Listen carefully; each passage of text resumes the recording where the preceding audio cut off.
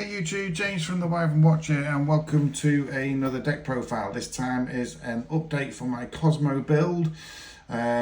If you've been a follower of this channel for a while, you know I've had Kozmo for a long time, and I've probably profiled it 3 or 4 times so far on this channel, and each time it has had a pretty significant change. Not so much in the Kozmo lineup. It's just a case of what, you know, we have got a bit of space in this deck to play with, and more recently with the extra support, of course, from the Morganite cards, I thought I'd go all out and see if it actually works. So this is my build at the minute. I might change it around a little bit depending on what works, what doesn't. It needs a little bit more testing, but I thought I'd put the profile out and see what you guys think so far first of all. But let's have a look at the Kozmo lineup first, just for those that perhaps haven't seen what I run so far. But of course we are still playing, and will still forever play probably, Kozmo Farm Girl. She is the first card I picked up in the archetype, and I pulled it as an ultra rare, of course, from Clash of Rebellions, and it had me sold at that point. So obviously the ratios have been up and down a little bit with Farm Girl, but ultimately I've settled on 2. A lot of people play her at 1 now, but I still think she's very important to the overall sort of lineup, and so we're stuck at 2. You know, obviously she is an OTK enabler. However, you know, I tend not to use her for that, to be honest with you. It's more about sort of enjoying the game really, rather than trying to crush somebody in one round. But you know, she can be she can be very potent, and obviously if you know how to use her properly, then it can win you a few games. I'm still, of course, also playing Kozmo Tin Can. This is one of your main searchers, a great opener in the deck, in fairness. Psychic type, of course, which obviously becomes important with another card later on. R2D2 of the deck, no need to say anymore. I think from what I've seen before, people are starting to play less of Tin Can, but I'm not going to. I think it's still a great card for the deck. I've got a few one-offs here. So we've got these are all the pilots, of course, by the way. I forgot to mention that half the deck's pilots and half the deck's ships. But these are the last of the pilots. Cosmo Dart Lady is a little bit of a hybrid one because she's level 5, so she can come off one of the pilots and then go into a ship. So she's one of the ones that's slightly different. Good Witch and Wicked Witch, I still think one of these played at the same time is absolutely fine. Again, they're all sidekick. Strawman's another target for E-Telly, of course. The fact that they are sidekick comes important with, like I say, a couple of cards that come up later on. But yeah, very important effects, and obviously you can get these basically whenever you want. So they're all good for one-offs. Apart from Tin Can, because you want to see that in your open hand. And then onto the ships. So we're still playing Slick Rider, my favourite one. Level 5, sorry, light, which means we can, if we want to, go into sorry, what's it called? Let's have a look. I've forgotten what it's called completely. Nova, sorry, that's the one. And then of course into Infinity, if we so wish. It doesn't happen very often, but it's an option. But Slick Rider, obviously, yeah, level 5, gets rid of some back row for you, and then obviously you can go down into one of the pilots to go back up into a ship if that's an option for you. I am skipping past the sort of Kozmo effects a little bit, guys. If you are interested, go back and see my other videos, because I go into a little bit more detail. But I just wanted to show you my Kozmo lineup, so I can move on to some of the newer stuff. I am still playing 2 Forerunners. Of course, that extra grand on the standby phase is important, but it's the first card that isn't affected, so you can't target by card effects. So that makes it really difficult, or sometimes quite difficult, for your opponent to get around. And the one that, of course, the deck is built on, and the £120 per card option, as it were, I don't think it is now, But yeah, these are the first edition secret rares from the original set, and I wouldn't swap them for anything. These I've had these for a long time. But yeah, Dark Destroyer makes the deck tick. And that is what's going to sort of do the damage, so to speak. Last of the monsters is one Kozmo Dark Eclipser, which is sort of the highest level one. So Eclipser can, unfortunately, doesn't special summon the. It doesn't float. In other words, it adds to your hand. But the others, of course, all float into something lower level than whatever it was. And then to end the Kozmo lineup, of course, we're still playing Kozmo Town. Still one of the best field spells in the game, in my opinion, with 3 effects on there, all of which are very useful. So, and the fantastic artwork, of course. I've always loved the artwork on Kozmo Town, and that's why I went to the extra of going for the Astral Pack ones as opposed to the rare ones from original print. And we are still playing 3 Kozmojo. Now, there is an argument for a card coming up later that these could be swapped out for one of the Solemns, but I still like it, and you know, it does everything for the deck. It doesn't target when it banishes. You can destroy one of your own ships to obviously bring out another one.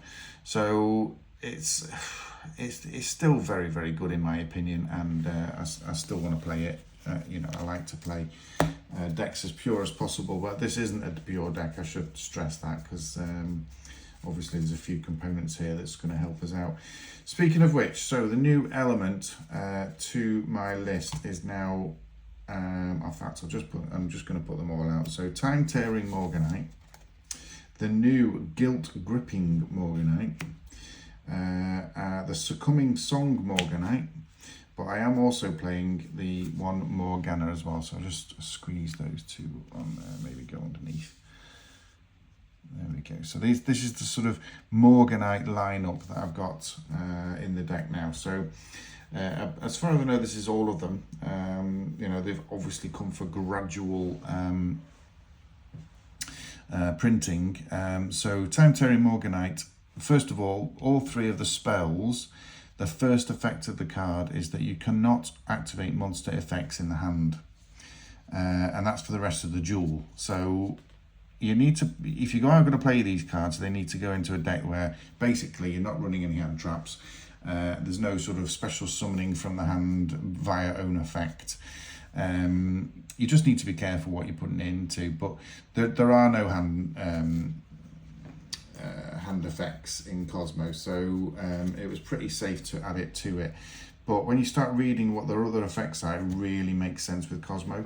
So the Time Tearing is you can also draw 2 cards instead of 1 during your normal draw, for your normal draw during your draw phase. You can conduct 2 normal summons or sets per turn, not just 1. And then you can also banish this card from your graveyard and target 1 Time Tearing Morganite target 1 Time Tearing Morganite. Your opponent cannot activate monster effects when you normal summon this turn.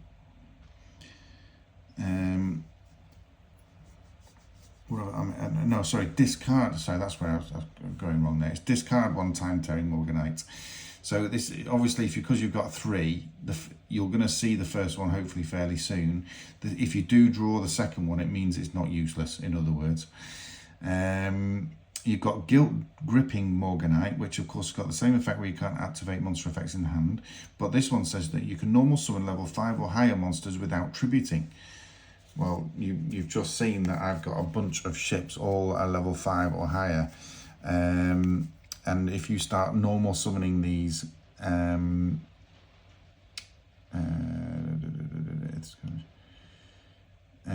without having to tribute, then all of a sudden you're going to be able to get a lot of monsters on the field. So I thought that was very potent.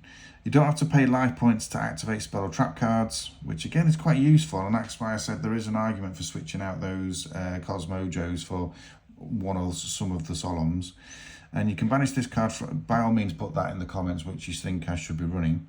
You can banish this card from the graveyard and reveal one Morganite card in your hand and place the reveal card at the bottom of the deck and draw a card, which is great because obviously if you've got an extra Morganite card that you can't use, that unloads that one. Then you've got the Succumbing Song Morganite, which again is the same first effect. And then monsters you control can make up to 2 attacks on monsters during each battle phase, which is really, really potent, you know, if you've got a couple of Dark Destroyers on board. And if your monster battles an opponent's monster, any battle damage it inflicts your opponent is doubled, which is also very potent.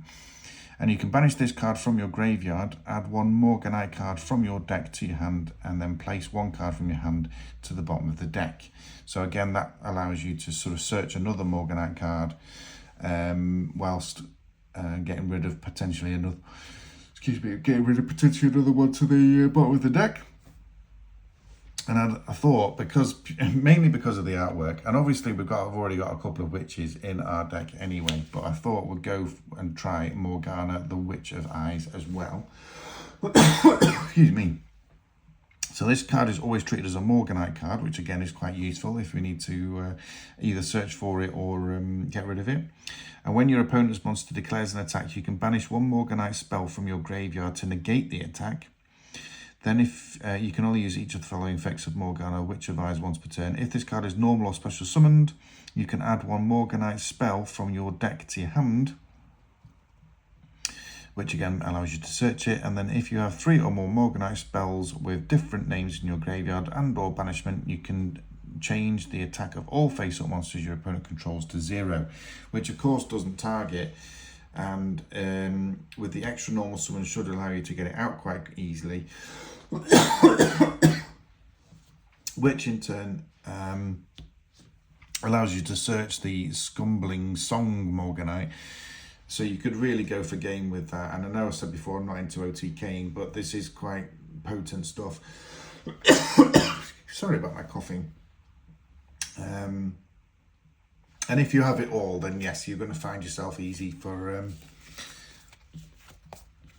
taking out your opponent quite quickly. So I should really start to bring a drink up with me, shouldn't I, when I start these videos?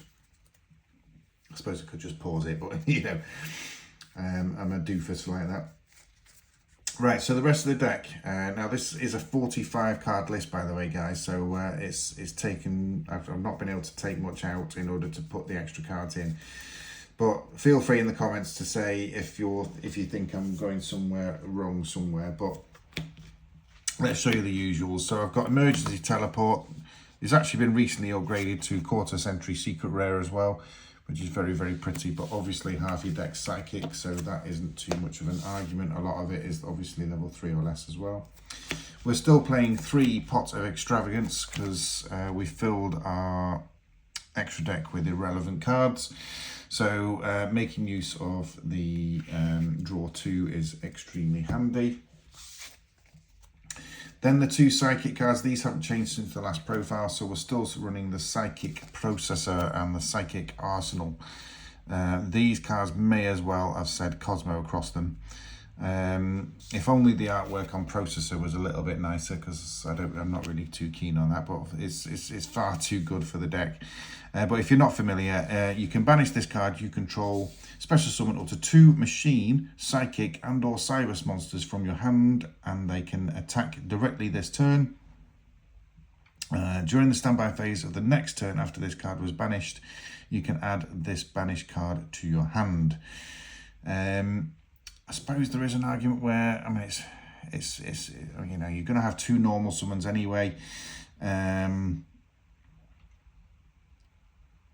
Yeah, it is pretty good. It is pretty good. But obviously being able to not, yeah, I think it's still worth playing there. I was just having second thoughts on whether I should be playing that and drop it down to 43. Psychic Arsenal. Target 1 psychic monster you control and pay life points equal to its level times 200. Or at least under the gripping one, you won't have to pay that. Add 1 machine monster with the same attribute but a higher level from your deck to your hand, and then during your main phase you can accept this turn was sent to the graveyard. You can banish this card from the graveyard, then target one each of your banished psychic and machine monsters and place them on the bottom of the deck. And if you do, add the other one to your hand. So again, a great little searcher. But I just realised actually with the life point cost on this one, life point cost on Kozmo Town also wouldn't have to be paid under gripping as well. So that's even more reason to play it. So those are the little sort of psychic support. I'm still running Waking the Dragon. I have reduced it down to 2 to try and reduce the numbers a little bit in the deck. Mainly because obviously it gives me something to put in the extra deck that actually means something rather than just sort of extra fodder. But of course it's, you know, it's unexpected by most opponents, so they go to get rid of the card, and of course you can then get the extra bonus from the extra deck. And the last card is of course limiter removal.